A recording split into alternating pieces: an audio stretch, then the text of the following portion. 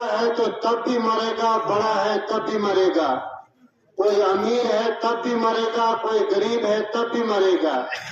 انسان کوئی بھی ہے، کسی بھی حالت کے اندر ہے، کہیں کا رہنے والا ہے۔ جب یہ وقت ختم ہوتا ہے پھر انسان کو دنیا سے جانا پڑتا ہے۔ انسان دنیا کے اندر اپنی زندگی کیسے گزارتا ہے، انسان نے دنیا میں آ کر کے کیا کچھ کیا، اس کا حساب مرنے کے بعد دینا ہے۔ یہ دنیا کی زندگی انسان کو اللہ رب العزت کماتا ہے، کوئی مکان بناتا ہے، کوئی گاڑیاں خریدتا ہے، کوئی اور کاروبار کرتا ہے، لیکن جب دنیا سے جاتا ہے تو مکان بھی یہیں رہ جاتے ہیں، گاڑیاں بنگلے یہیں رہ جاتے ہیں، دنیا میں کمائی ہوئی مال و دولت سب کچھ یہیں رہ جاتا ہے۔ انسان تنے تنہا دنیا سے جاتا ہے اور یہاں سے انسان جائے گا۔ انسان کو دنیا سے جانا ہے۔ مرنے کے بعد انسان کی جو زندگی ہے ہمیشہ ہمیش کی زندگی ہے جو کبھی ختم نہیں ہوگی۔ وہاں پر انسان کو اس دنیا کی زندگی کا حساب دینا ہے کہ ہم نے اپنی دنیا کی زندگی کیسے گزاری ہے، ہم نے دنیا کی زندگی کو کیسے گزارا ہے، اس کا جواب ہم نے دینا ہے۔ اور مرنے کے بعد انسان کے لیے یا تو جنت ٹھکانہ ہوگا یا جہنم ہوگا۔ اللہ رب العزت ہم تمام کی جہنم سے حفاظت فرمائے۔ انسان دنیا سے جائے گا یا تو اس کی منزل جنت ہوگی یا جہنم ہوگی، لیکن کون جنت میں جائے گا کون جہنم میں جائے گا اس کا دار و مدار ہماری اس دنیا کی زندگی کے اوپر ہے کہ ہم نے اپنی دنیا کی زندگی کیسے گزاری ہے، ہم نے اپنی دنیا کی زندگی میں کیا کچھ کیا ہے۔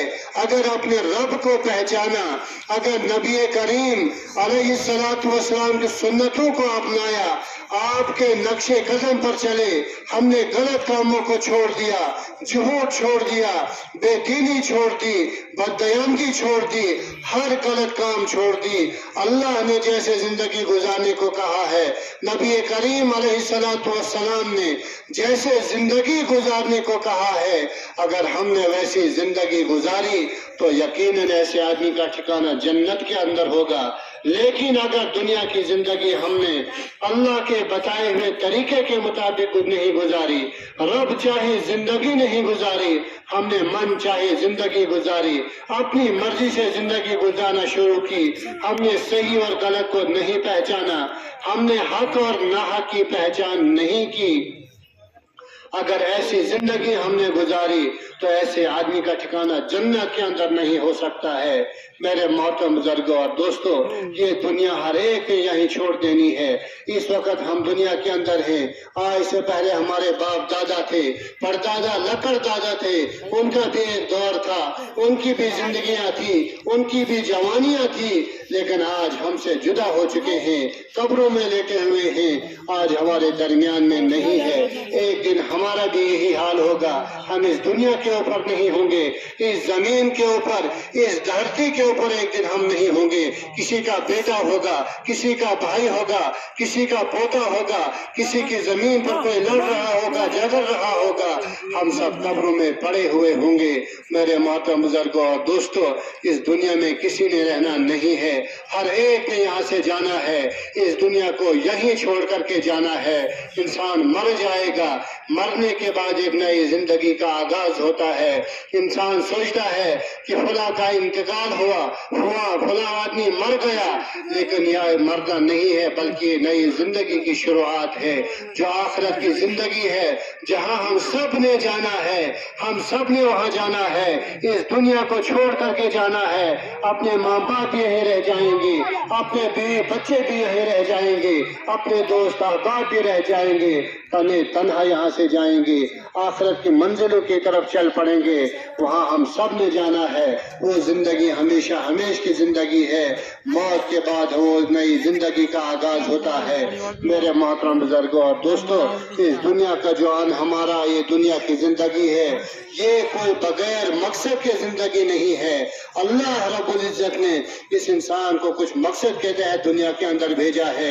اگر اپنے مقصد کو ہم نے پہچانا، اپنے مقصد کو ہم نے سمجھا تو ہم کامیاب ہیں۔ لیکن اگر اپنے مقصد کو بھول گئے، ہم دنیا کمانے کے پیچھے چل پڑے، ہم اپنے رب کو بھول گئے، ہم نمازوں کو بھول گئے، ہم روزے رکھنا بھول گئے، اپنے مال کی زکوٰۃ دینا بھول گئے، حلال اور حرام کے درمیان ہم نے پہچان نہیں کی، صحیح اور غلط کو ہم نے نہیں سمجھا، اگر ایسی زندگی ہم نے گزاری تو میرے محترم بزرگوں اور دوستوں، آخرت کے اندر انسان کو جہنم دیکھنی پڑے گی، اس آدمی کو جہنم کے حوالے کر دیا جائے گا، یہ دنیا یہی رہ جائے گی، سب کو یہاں سے جانا ہے۔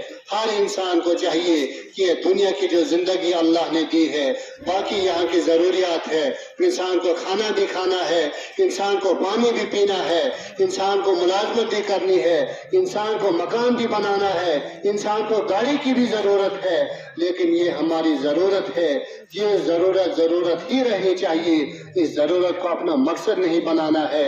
اگر ہم نے اپنا مکان بنانا مقصد سمجھ لیا، اپنی دنیا داری کرنا اپنا مقصد سمجھ لیا، گاڑی خریدنا اپنا مقصد سمجھا تو ہم ناکام ہو جائیں گے۔ یہ ہماری ضرورت ہے۔ اور کسی آدمی کو یہاں سے گندو جانا ہے، وہ پیدل نہیں جا سکتا ہے، اس کو گاڑی کی ضرورت ہے۔ اگر دھوپ زیادہ ہے یا بارش زیادہ ہے، اس کو چھاتے کی ضرورت ہے کہ راستے میں کہیں پانی کی ضرورت پڑ سکتی ہے، کوئی اور کام بھی ہو سکتا ہے، لیکن یہ وقت کی ضرورت ہے۔ گندوں میں یہ کیوں جا رہا ہے؟ اس کو ڈاکٹر کے پاس جانا ہے، اس کو بخار ہے، اس نے ڈاکٹر سے چیک اپ کروانا ہے، اس کا مقصد ہے گندوں جانے کا، ڈاکٹر کے پاس جانا، اپنی بیماری کا علاج کروانا۔ اگر یہ بٹیاس میں جائے گا، وہاں کسی کام میں لگ گیا یا وہیں سے واپس آیا تو یہ اپنے مقصد میں کامیاب نہیں ہوا، یہ ناکام ہوا۔ کوئی ملک پورا تک جائے گا، وہاں سے واپس ہوتا ہے، کوئی راستے میں آرام کرنے بیٹھ گیا، وہیں اس کی نیند پڑ گئی، 2-4 گھنٹے اس نے وہیں گزار لیے، تو یہ اپنے مقصد میں کامیاب نہیں ہے، کیونکہ اس کا مقصد تھا یہاں سے جانے کا کہ مجھے گندوں میں جانا ہے، ڈاکٹر کو دکھانا ہے، اپنی بیماری کا علاج کروانا ہے۔ اگر راستے میں کسی اور کام میں لگ گیا، اپنے مقصد کو بھول گیا تو یہ ناکام انسان ہے۔ میرے محترم بزرگوں اور دوستوں، اسی طریقے سے یہ دنیا ہماری ہے۔ اگر ہم نے مکان بنانے کو مقصد سمجھا، ہم نے دنیا داری کرنا مقصد سمجھا، اگر ہم نے گاڑی خریدنا اپنا مقصد سمجھا، اگر ہم نے دنیا کے اندر مال و دولت جمع کرنا اپنا مقصد سمجھا تو ہم ناکام ہیں، ہم ناکام ہو جائیں گے۔ اس دنیا کے اندر بھی ہماری ناکامی ہوگی اور آخرت کے اندر بھی ہماری ناکامی ہوگی۔ میرے محترم بزرگوں اور دوستوں، ہمیں چاہیے کہ اپنی زندگی ویسے گزارے جیسے اللہ نے بتایا ہے، اللہ کے نبی علیہ الصلوۃ والسلام نے زندگی گزارنے کا بتایا ہے۔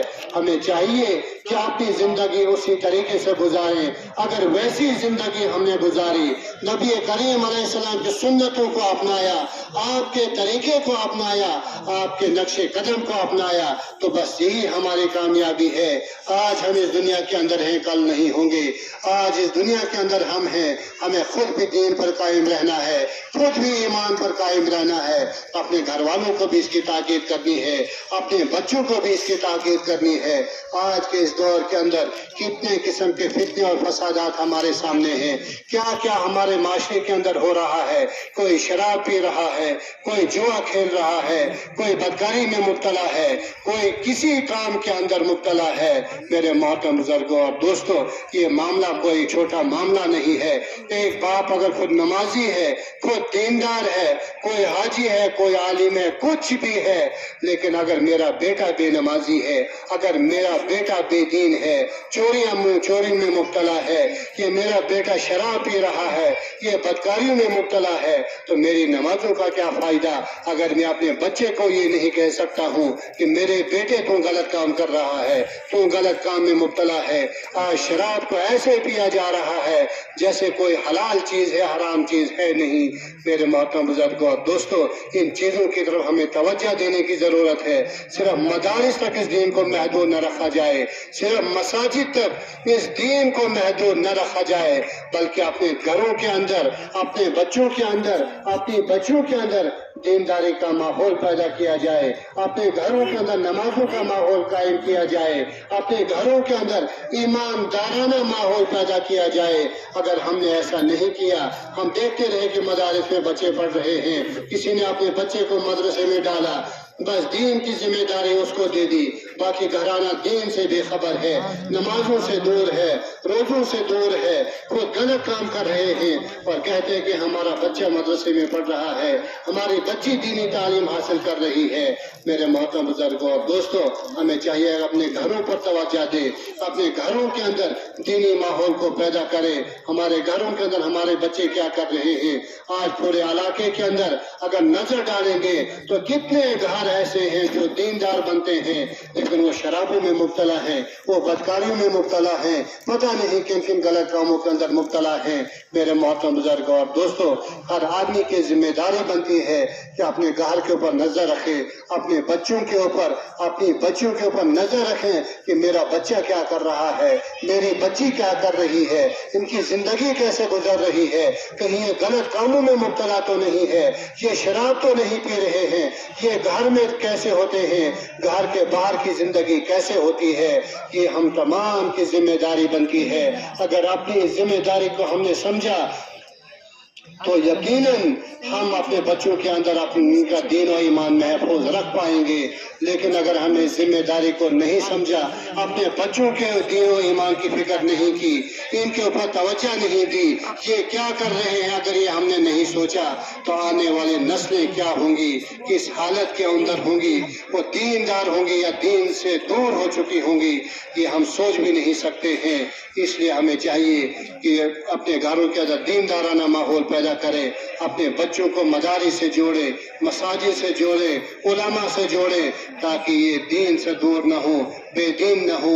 हजरत अलहाज गनीपुरी रहमतुल्लाह अलैह ने, हम सब जानते हैं कि जब वो दौर था, आज से 40-50 साल पहले का जो दौर था, ये इलाके के अंदर दीन नाम की चीज नहीं थी, बेखबरी आम थी, जहालत आम थी, नमाज पढ़ने वाले को बुरा भला कहा जाता था, किसने कोई और नया तरीका निकाल लिया है, क्या क्या कहा जाता था। लेकिन उन्होंने किस मेहनत से, किन कुर्बानियों से इस इलाके को जोड़े रखा, किस तरीके से इस इलाके के अंदर क्या कैसे कैसे उलमा पैदा किए, कैसे कैसे हुफ़ाज़ पैदा किए। उनकी दुआओं की बरकत से, उनकी मेहनतों से, उनकी कुर्बानियों से आज इलाके के अंदर घर के अंदर हाफिज हैं, कारी